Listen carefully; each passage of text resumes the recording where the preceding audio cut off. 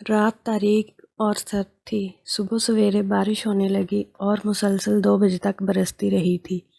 شہر کے نشیبی علاقوں میں جا بجا پانی جمع ہو گیا تھا، جس سے لوگوں کو آنے جانے میں خاصی دقت پیش آ رہی تھی۔ چونکہ بارش کے ساتھ تیز ہوائیں بھی چلی تھیں، اس لیے قریب آدھے شہر کی بجلی بند ہو گئی تھی۔ گھروں میں لالٹینیں اور موم بتیاں جل رہی تھیں، جن کی ہلکی اور مدھم روشنی میں گھر والے اپنے ضروری کام نپٹا رہے تھے۔ اس رات ایک محلے کے ایک چھوٹے سے مکان کے اندر راشد دروازے کے پاس کرسی پر بیٹھا ہوا کسی سوچ میں گم تھا۔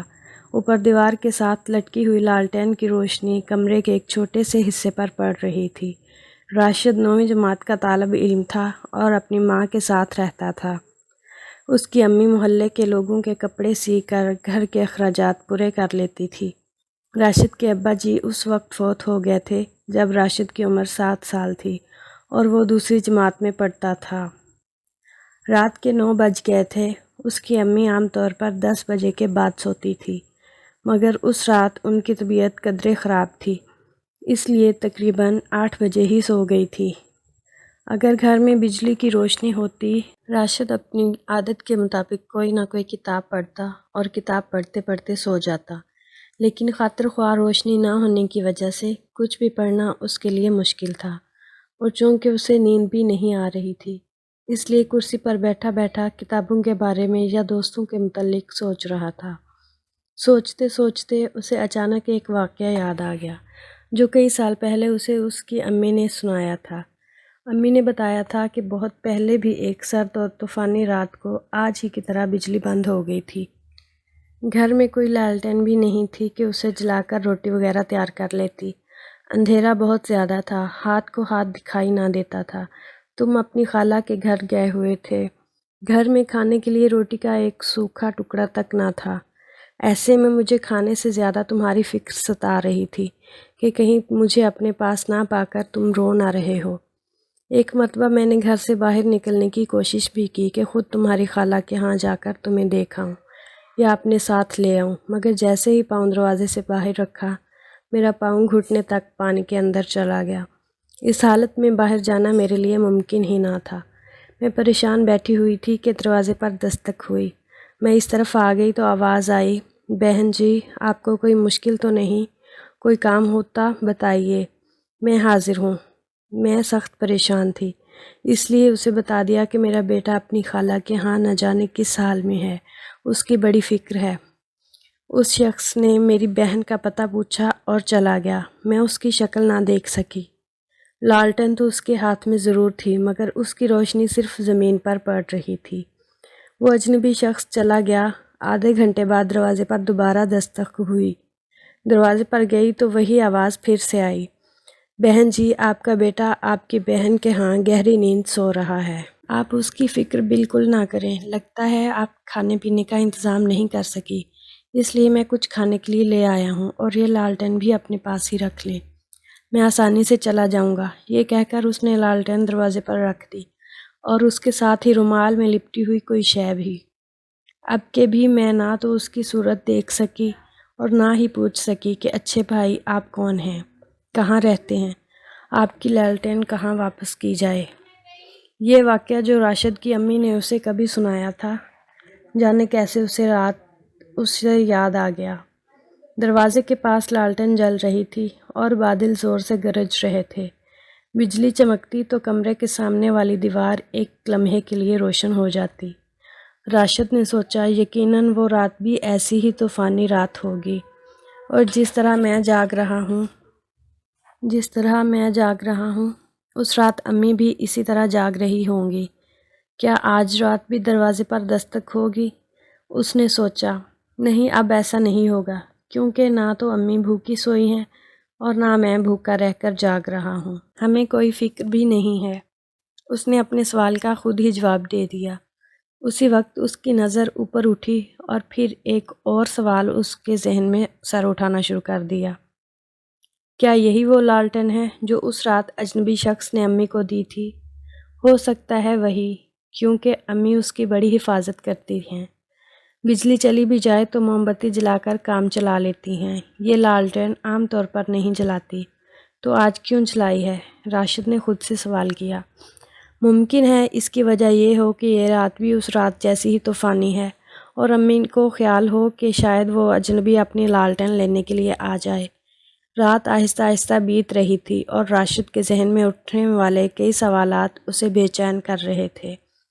ایسے میں وہ کرسی سے اٹھ کر کمرے میں ٹہلنے لگا۔ وہ یہ سوچ رہا تھا کہ کہیں یہ لالٹین یوں ہی بیکار تو نہیں جل رہی۔ ہو سکتا ہے جس طرح اس رات میری امی میری طرف سے فکر مند تھی اور بھوکی بیٹھی تھی، میرے محلے میں کہیں کوئی ایسا گھر ہو جس میں کوئی ضرورت مند پریشان ہو اور اس وقت اس کی ضرورت پورا ہونے کا امکان بھی نہ ہو۔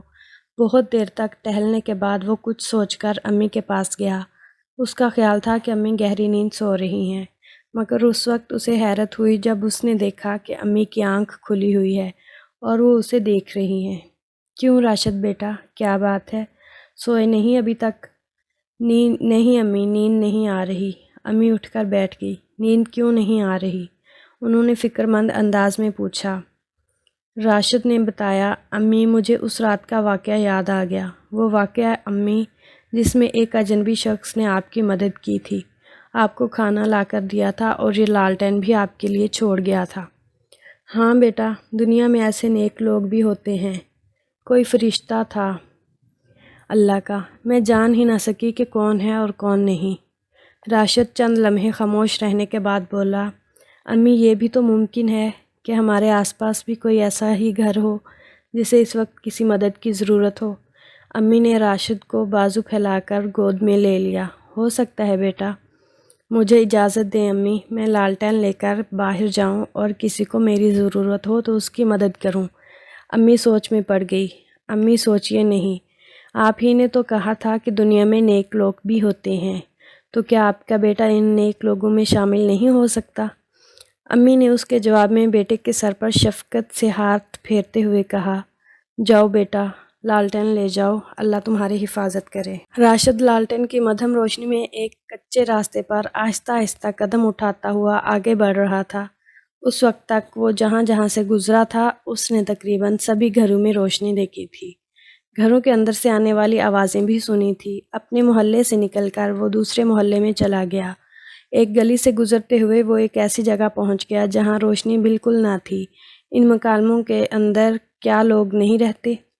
یہ سوال اس کے ذہن میں آیا اور اس کے ساتھ ہی اس نے اپنی لالٹین کی روشنی میں ایک دروازے پر دستک دی۔ کون ہے؟ یہ آواز کسی بوڑھے آدمی کی معلوم ہوتی ہے، راشد نے سوچا۔ جی میں ہوں۔ میں کون؟ جی راشد۔ پھر کئی منٹ یوں ہی گزر گئے۔ آخر کار دروازہ کھلا۔ راشد نے اپنے سامنے ایک کمزور اور نحیف بوڑھے کو دیکھا۔ کون ہو تم اور کیا چاہتے ہو؟ بوڑھے نے پوچھا۔ جناب، رات طوفانی ہے، ایسی رات میں گھر سے باہر نکلنا ذرا مشکل ہے۔ آپ کو کسی چیز کی ضرورت ہو تو بتائیے۔ اس لمحے بوڑھے نے جھک کر راشد کو دیکھا، کچھ توقف کیا اور کہا، اگر ایسا ہے تو مجھے بازار سے کچھ کھانے کے لیے لا دو، اللہ تمہارا بھلا کرے گا۔ ضرور لا دوں گا جناب، مجھے ایک دکان کا علم ہے جو رات بھر کھلی رہتی ہے۔ بڑی مہربانی، یہ لو پیسے، میرے لیے ایک بن کافی ہوگا۔ بوڑھے نے کرتے کی جیب میں ہاتھ ڈالا۔ نہیں بابا جی، میرے پاس اتنے پیسے ہیں کہ آپ کے لیے بن خرید سکوں۔ یہ کہہ کر راشد چل پڑا۔ راشد نے سن رکھا تھا کہ اسپتال کے پاس چند ایسی دکانیں ہیں جو رات بھر کھلی رہتی ہیں۔ ایک دکان پر بسکٹ وغیرہ بھی فروخت ہوتے ہیں۔ یہ دکانیں وہاں سے کافی دور تھی۔ کیچڑ میں چلنا ویسے بھی مشکل تھا اور اندھیری رات میں تو یہ کام اور بھی مشکل تھا۔ راشد ایک بار گر بھی پڑا مگر اس نے ہمت نہ ہاری اور اپنی منزل پر پہنچ گیا۔ وہاں ایک دکان سے اس نے ایک بن، مکھن اور کچھ بسکٹ خریدے اور واپس چلنے لگا۔ آدھے پونے گھنٹے کے بعد وہ دوبارہ بوڑھے کے دروازے پر آ گیا۔ لیجئے بابا جی۔ شکریہ میرے بیٹے، اللہ تیرا بھلا کرے۔ بوڑھا راشد کو اپنے کمرے میں لے گیا، راشد کو چارپائی پر بٹھایا اور خود کھانا شروع کیا۔ جب پیٹ بھر گیا تو وہ بولے، بیٹا یہ عجیب بات معلوم ہوتی ہے۔ کون سی بات بابا جی؟ بیٹا آج سے کئی برس پہلے میں نے بھی ایسی ہی ایک طوفانی رات میں ایک عورت کے لیے کھانے کا انتظام کیا تھا، تو آپ؟ راشد فقرہ بھی مکمل نہ کر سکا۔ یہ سن کر اسے سخت حیرت ہوئی اور وہ اٹھ کھڑا ہوا۔ بابا جی کوئی اور خدمت؟ نہیں بیٹا، بہت بہت شکریہ۔ راشد دروازے سے نکلنے لگا۔ ارے بیٹا لالٹین تو لیتے جاؤ، بوڑھے نے راشد کو لالٹین کے بغیر جاتے ہوئے دیکھ کر کہا۔ بابا جی یہ لالٹین آپ ہی کی ہے، اور راشد نے ساری بات سنا دی۔ بوڑھے نے لالٹین اٹھا لی۔ بیٹا میں بوڑھا ہو چکا ہوں، بیمار بھی رہتا ہوں، مجھے اس کی ضرورت بھی نہیں ہے، یہ لالٹین تم جیسے نوجوانوں کے لیے ہے۔ ہاں اگر ممکن ہو تو روشنی کی اس علامت کو ایک کے بعد دوسرے ہاتھ میں منتقل کرتے رہنا۔